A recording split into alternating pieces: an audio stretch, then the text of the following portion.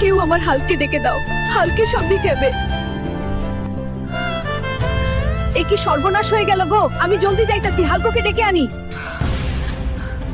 Hulk, জলদি বাড়ি চল, তোর মা খুব অসুস্থ। কি বলছো? হাল্ক, তাড়াতাড়ি চল, বাড়ি যেতে হবে, মাকে বাঁচাতেই হবে রে। আর একটু জোরে নাও। এ কি হয়েছে মা? হাল্ক বাবা, এসেছিস? কেউ আমাকে বলে দাও, আমি কি করলে আমার মা ঠিক হবে, জলদি বল। ওই হাল্ক, এভাবে কেঁদে সময় নষ্ট করিস না, জলদি হিমালয় পর্বতে যা। হিমালয় পর্বতেই তোর মায়ের চিকিৎসার ওষুধ রয়েছে, আমি এখনই যাইতেছি। দেখে যাস, অনেক ভয়ঙ্কর জায়গা, আমার মায়ের জন্য সব করতে পারবো।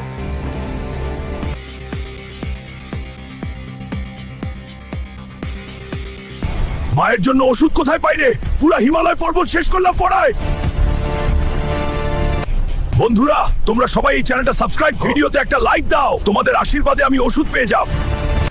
বন্ধুরা, তোমাদের আশীর্বাদে আমি ওষুধ পেয়ে গেছি, এবার আমার মা সুস্থ হয়ে যাবে। তুই নিশ্চয়ই তোর মায়ের জন্য ওষুধ নিতে এসেছিস? হ্যাঁ জিন ভাই, আমার মা খুব অসুস্থ।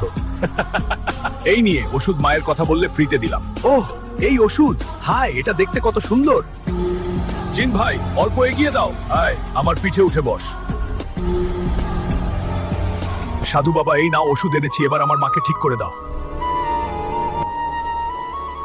হাল্ক, আমি ঠিক হয়ে গেছে বাবা। হ্যাঁ মা, তুমি ঠিক হয়ে গেছো।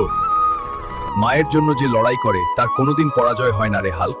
হ্যাঁ সাধু বাবা, সত্যি কথা বলেছো। তোমরা দুজন না থাকলে আমি ঠিক হতাম। ধন্যবাদ, তোমাদের সাহায্য ছাড়া আমি মাকে বাঁচাতে পারতাম না।